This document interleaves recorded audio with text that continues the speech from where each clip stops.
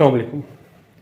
नहीं जी, आज ईद का दिन है तो लोग सब पूछते हैं कि ईद किस तरह मनानी चाहिए। ईद बेसिकली मनाने का कोई एज सच स्पेसिफिक हमारा रूटीन तो होता नहीं। तो ईद होती है बेसिकली बच्चों की। तो ईद जब बच्चों की है तो बड़ों की ईद क्या है? बड़ों की ईद ये है कि आप ईद की नमाज़ पढ़ाओ और कब्रिस्तान से हो और फिर घर वालों के साथ आके अपनी खुशियों को दुबाला करो। तो यही हमारी ईद है।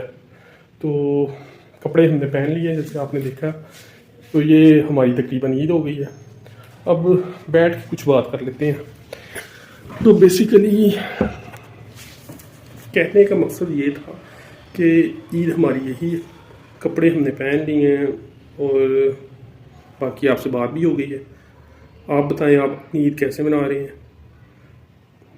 तो ये ओवरऑल चीज़ है। तो आप ईद की खुशियों में दूसरों को भी शामिल करें और खुशियाँ बांटें।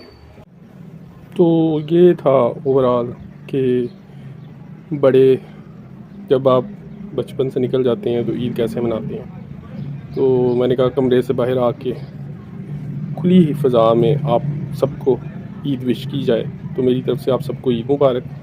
अपना और अपने इर्द गिर्द लोगों का ख्याल रखें, अपने प्यारों का ख्याल रखें। तो that is what is called Eid. Thank you.